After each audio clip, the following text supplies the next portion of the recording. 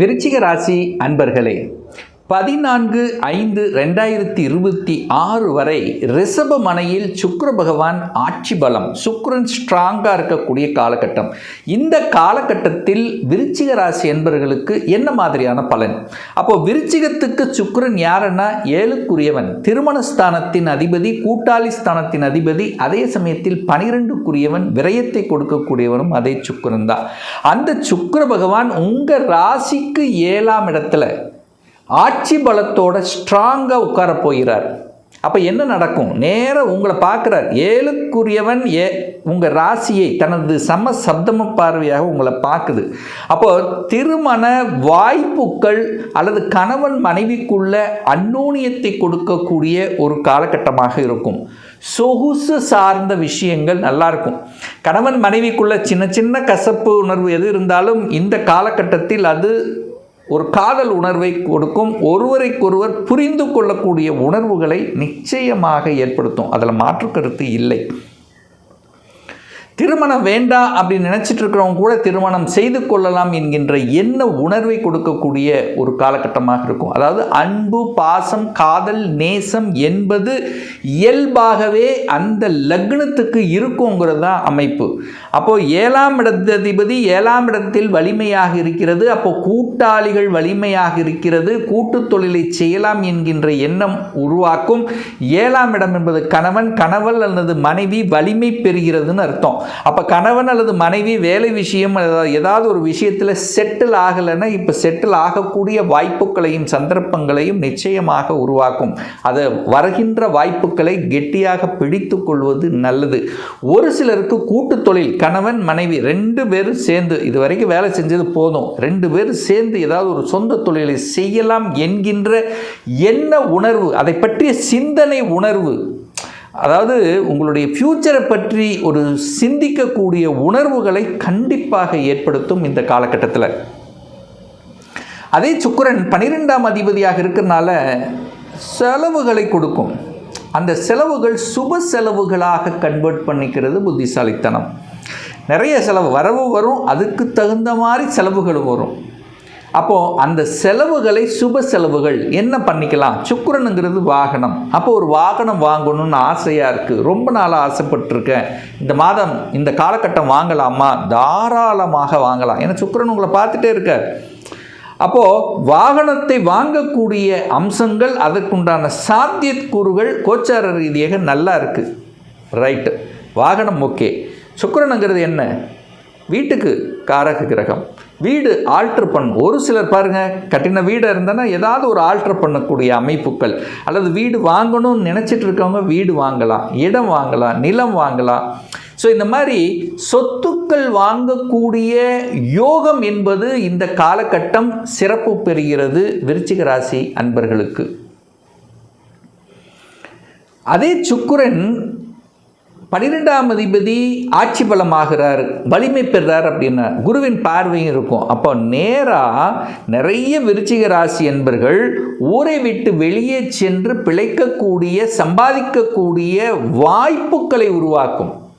இப்போ நீங்கள் ஒரு ஊரில் இருக்கிறீங்கன்னா அந்த ஊரை விட்டு வெளியே, அதர் டிஸ்ட்ரிக்ட், அதர் ஸ்டேட், வெளிநாடு, நான் இப்போ வெளிநாடு போகணும்னு முயற்சி எடுத்துகிட்டு இருக்கேன் சார், அது இந்த மாதம் சக்ஸஸ் கொடுக்குமா சார்? 100% கொடுக்கும்.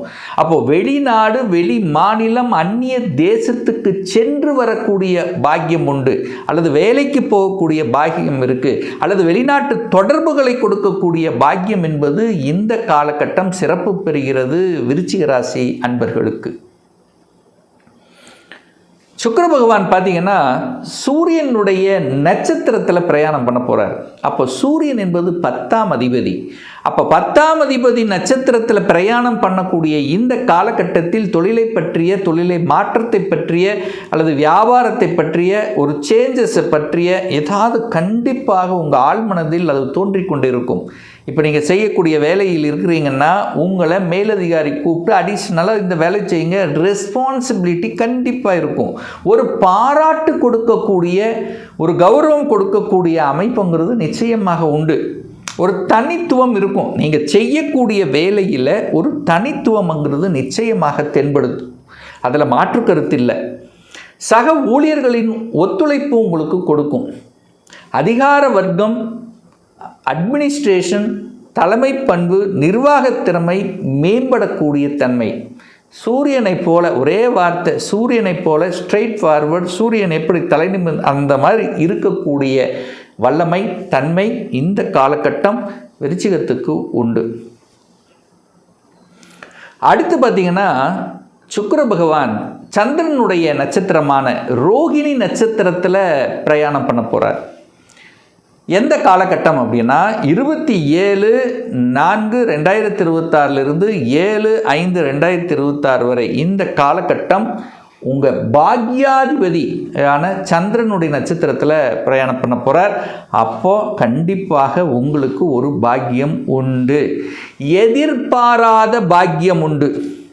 சார் என்ன சார் பாக்கியம் இருக்கலாம்? குழந்தை பாக்கியம் கிடைக்கலாம்.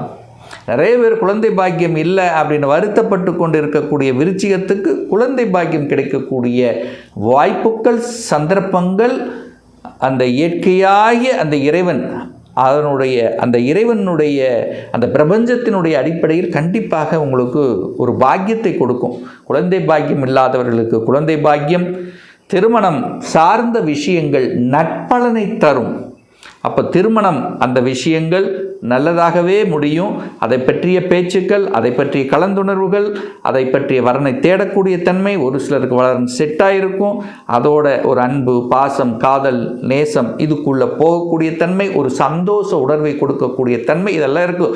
ஏன்னா சுக்கிரன் தன் கலத்திரக்காரகன், அந்த கலத்திரக்காரகன் ஆட்சி பலத்தோட வலிமையாக இருக்கார், நேர உங்கள் ராசியை பார்க்குறார்.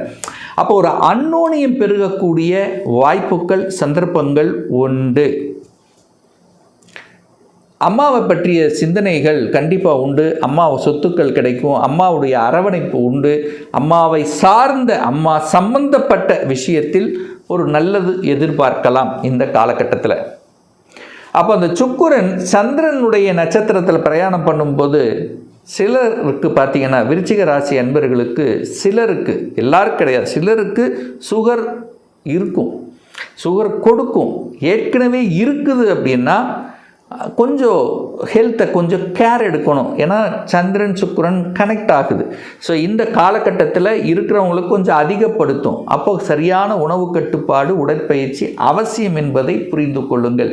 ஏன்னா ஒரு சுக்கிரன் வருது, ஒருத்தருக்கு சுகர் வருது அப்படின்னா சுக்கிரன் சந்திரன் கனெக்டிவிட்டி இல்லாமல் இருக்காது, சுக்கிரன் குரு கனெக்டிவிட்டி இல்லாமல் கண்டிப்பாக இருக்காது. ஏதோ ஒரு வகையில் சுக்கிரன் குரு சந்திரன் கனெக்ஷன் இல்லாமல் சுகர் வருவதற்கான வாய்ப்புகள் இல்லை.